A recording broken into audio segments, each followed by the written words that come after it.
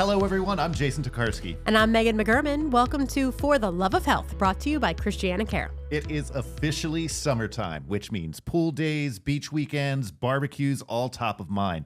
But while you're planning the summer fun, are you also considering summer safety? For example, did you know unprotected skin can be damaged by the sun's UV rays in as little as 15 minutes? Not something a lot of us think about. No. To discuss the importance of keeping our families safe this summer, we're joined by Dr. Dylan McDivitt from ChristianaCare Primary Care at Woodstown. Dylan, thanks so much for being here today. Thanks for having me. There's so much we could talk about with summer safety, but I think today we'll set a scenario. A family of 4 or 5 getting ready to go to the pool for the day, be it a friend's backyard pool or their local community pool. What are kind of the main topics that you think parents should have in the back of their mind anytime they're getting ready for one of these days? Yeah, absolutely. It's a great question. It's finally feeling nice and beautiful outside, sunny weather. I would say when we're talking about safety in the summer and being around a pool, we're going to think about protecting ourselves from the sun, staying hydrated, and then water safety. We'll start with sun. What would you say are the biggest misconceptions about sunscreen and just being out in the sun in general? One, that certain people are less risk for sun damage and skin cancer, when really anybody and everybody is at risk for sun damage, sunburn, and skin cancer. So no matter your skin complexion, no matter the time of year even, if you're going to be outside, you need to protect yourself from the sun.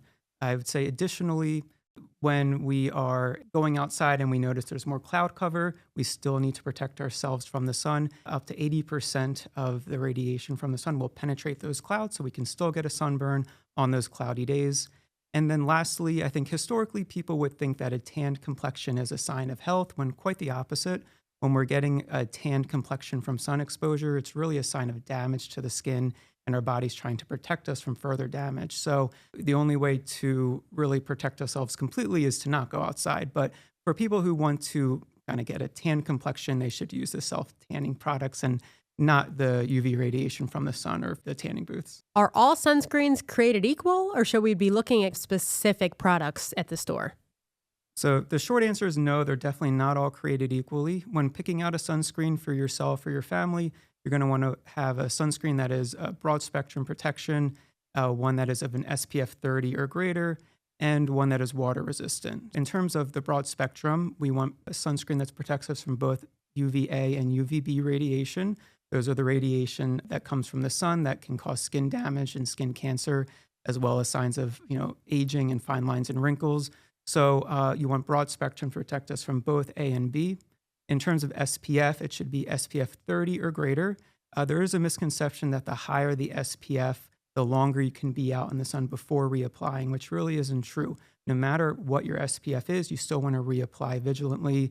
Patients of mine will ask, well, shouldn't kids be in SPF 100 versus 30? And I think, again, use the one that you're comfortable with. But in terms of bang for your buck, so to speak, at the SPF of 30, you get protection from 97% of that UV radiation.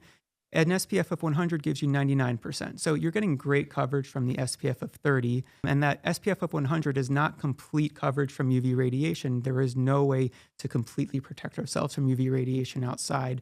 So use the one you're comfortable with. I think SPF of 30 is fantastic. If you want to go a bit stronger to 50 or 100, that's great as well, but not necessarily always necessary. And again, the stronger the SPF doesn't mean that it lasts longer, so to speak. And then lastly, you want it to be water resistant. No sunscreen is waterproof. You're still going to have to reapply, depending on the label of the sunscreen you're using. I encourage my patients to reapply every hour. So setting an alarm on your phone is a great idea. And to do that more frequently and apply more frequently when you're swimming or if you're sweating. But at least every hour is good for your water resistant sunscreens. Is there a preferred form of sunblock or sunscreen? Because you've got the spray-on ones and you've got the ones that are lotions and you just rub them in. Is there one both from the protection factor and just general health of the chemicals that are on you? I would say first and foremost, you're going to want to use the sunscreen that you are comfortable with and that you'll be vigilant with. And certain people, that's going to mean different things. Certain families are going to have certain priorities. So whatever sunscreen you're going to use and be consistent with is what we would recommend. That being said, there are differences to be aware of. You have your mineral sunscreens and your chemical sunscreens. So the mineral sunscreens are going to have, ingredients such as zinc oxide. This might be better for certainly our pediatric patients. We would encourage mineral sunscreens, and those with more sensitive skin. The mineral sunscreens are going to be a bit more difficult to rub into the skin, takes a bit more time to work them into your skin, might leave a white residue, can be a little bit more expensive, but they're going to be preferable for those with sensitive skin versus the chemical sunscreens. They are going to take 15 minutes to work with the chemical sunscreen. So you kind of wait the 15 minutes before you go in the water versus mineral will work immediately. The chemical sunscreens do take 15 minutes, but they'll rub in more easily. They won't leave a white residue, but they can be a little bit, more harmful to the skin, I would say, in people with sensitive skin. And then in terms of the lotions versus the sprays, again, whatever you're going to use is the right one for you. But when using the sprays, which many families do prefer for the kids who won't sit still, and I like the spray as well, I won't lie. I think when using a spray, still, I would defer to the instructions on the packaging, but I think spraying it on till it glistens, and then I personally do rub it in with my hand to ensure complete coverage of all my sun-exposed areas, because that is the problem with the spray, is missing some spots, and then at the end of the day, you're finding that you are burnt when you thought you were being vigilant. So whatever is, your preference is the one to use, just making sure you're using it appropriately and reapplying it consistently. I get a lot of patients who ask about applying sunscreen to their infants and newborns, and we generally don't recommend sunscreen in those less than 6 months of age. So in those kids and those babies, what do you do? Well, really, you're going to be finding other ways to protect them from the sun. So putting them in clothing like wide-brimmed hats, and then light-colored clothing that has UV protection in it as well. And just something to keep in mind with that UV-protected clothing is the UV protection will wear out as the clothing wears out. So, if you're passing down UV clothing over the course of years to siblings, sometimes that protection may not be there as it was when you first purchased it. So I would probably encourage repurchasing the clothing for kids when they're out in the sun with that UV protective layer on it. All right, so this is wonderful information as far as what you're doing when you're out in the sun to protect your skin. How about we focus on the internal part now and that hydration factor, which especially on those really hot days as we get into, we're going to need to talk about. Are all waters created equal? What should be people looking for, and how much water should somebody be drinking if they're out in the sun all day? Yeah, absolutely. And this is a question patients ask every day is how much water should I drink? Or I only drink coffee or iced tea. We hear that a lot. So in terms of how much water do individuals need to drink, it's an inexact science. It is going to be a little different for each person. Speaking in broad terms, I would say the average male should be drinking 13 to 15 cups of water per day, and that's a lot of water. I don't get that much water in. A cup is 8 ounces, just as a friendly reminder. So 13 to 15 cups for the average male, and then for the average female, 9 to 11 cups per day. That is a lot of water. What I would say, especially when going outside, is to have a goal of drinking 1 to 2 cups of water per hour. So setting a timer on your phone, not only to reapply your sunscreen every hour, but also to try to, drink your water every hour.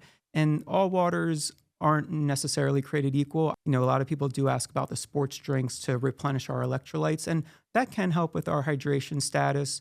I would really reserve that for our athletes who are losing a lot through sweat and who are losing a lot of electrolytes through their sweat. But really, water is always first line. I really don't think we need sports drinks. On the pool side, really is water is the first line thing we would recommend for hydration. It's free. Tap water at least is free, calorie free, sugar free. And then in terms of other forms of, liquids, coffee is going to have the opposite effect. It'll dehydrate us, acting as a diuretic. Same as alcohol. It's really not going to keep us hydrated at all. And in fact, will dehydrate us. So when drinking coffee or alcohol, I think a 1-to-1 ratio between those beverages and water is a good idea. So with your morning cup of coffee, have a cup of water. And with each alcoholic beverage during the day, pair it with a cup of water. What about some of the, for lack of a better term, fancy water? All the sparkling. Sparklings as well. I think they can be a good option. A lot of times we want to sort of switch up our beverage when we're at the pool, something a little bit more sweet or with some flavor in it. So I think look at the package label, look at the sugar content. I think that they can be a great option in addition to regular tap water. But again, just look at the sugar content for some of those, the mineral waters and things like that. And then, if you are looking for something sweet to change it up, I would say just doing some water infused with cucumber, lime, or mint if you want to be fancy. You can also, make your own ice cubes with fruit in them. And then for the kids, I think having some snacks available that are high in water content will also help kind of counteract some of the water we're losing. So fruits and vegetables really is what we would encourage when we're looking for poolside snacks. What should somebody be looking out for to realize that they haven't been keeping up on that as strongly as they should be? What are those early warning signs of dehydration? So it is going to vary depending on the age. So if we're going to talk about first with our infants who can't express when they're thirsty or dehydrated, the first thing to look at is the amount of wet diapers they're producing. 6 to 8 on average in a day is what we would look for. Anything less can be a red flag and a sign of dehydration. If they are a little bit more sleepy or a little bit fussier than normal, dry lips, dry mouth, those can all be red flags and warning signs of dehydration. For our kids, they can tell us when they're thirsty, but sometimes if they're playing in the pool, they're not going to come up and say, I need water, I'm dehydrated. So you're going to look at the color of the urine, if it's more concentrated and darker in color. Again, dry lips. If they are, a little bit more fussy, or if they're having some facial flushing, that can be a sign of dehydration. And then, for everybody else, teens and adults, we might have some cold or heat intolerance. We might have some muscle cramping, dizziness, as well as, again, decreasing urinary output and darker colored urine. So we're wearing our sunscreen. We have our, these days, very large water bottles there with us poolside. What about pool safety? Certainly sometimes, the worst can happen.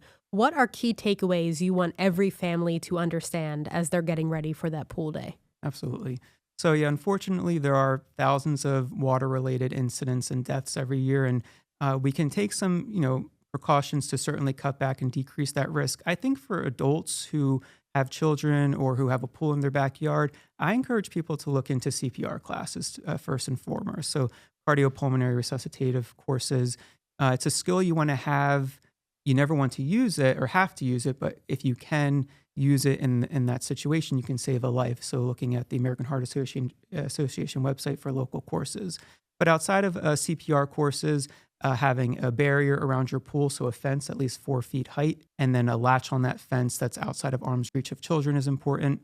I wouldn't rely on pool alarms. They're unreliable and create a false sense of security. And then for those who are inexperienced swimmers who cannot swim, they really should be wearing Coast Guard approved life vests or flotation devices and not relying on the floaties and the inflatable things we can buy, because again, they're unreliable, creating a false sense of security. You want a Coast Guard approved device for somebody who does need to wear a life jacket, for example. And then for anybody, especially kids who cannot swim or who are poor swimmers, they always need to be within arm's length of an adult, a responsible adult. And I think that just being vigilant in terms of watching who's in the pool is so important. So having a designated water watcher, so an adult whose only job is to look at the kids. They're not on their phone, they're not drinking, they're not socializing, they're just watching the kids and switching them off every half hour to keep that person alert. I think that's very important. Tell me about the old story of you just ate and now you can't swim for 30 minutes. Is that a real thing? Or? Yeah, I think it's a real thing in a general sense. I think eating in the setting, especially of dehydration, we are going to be really at risk for cramping. That's the main thing that we're looking at, is allowing your body time to digest that food. So if you're going to be swimming and also eating, I think eating smaller quantities if possible so that you can more easily digest that. And that's why it is so important to have somebody who is kind of a responsible water watcher, because people do get cramps, and depending on the size of the person and how deep the pool water is, you can only tread water for so long. So I would encourage people to wait after they eat. I think a half hour is a good general rule of thumb. And it's just, again, to kind of decrease the risk of the complications as we're digesting that food. As Megan said when we started this, there are so many different ways we could go with this. But focusing on this one example, this one scenario that we've done here, do you have any other closing ideas, messages, suggestions to these families as they're starting their summer fun? Summer is a time to be outside. There are a lot of benefits from the sun, from helping with our vitamin D level to elevating our mood, but we just want to do so and enjoy the sun in a safe way. So I think planning is the main thing I would say is to take away. Take that extra 15 minutes, plan your pool bag with the water, set the timer on your phone for hourly alarms, and think ahead to the situation you're going to with the pool. Is it a friend's pool, a local pool, your own pool? And just making sure that there are some parameters in place to keep everybody safe. One final fun fact would be when you are outside looking at your shadow, if the shadow is shorter than you are, that means that the sun is really at its peak, highest, most intense level. And that's really when you have to be even more vigilant in terms of protecting yourself from the sun damage. Dylan, thank you so much. I know I'm about to go fill my water bottle, and I'm sure many of our listeners are as well. Great. Thank you for having me.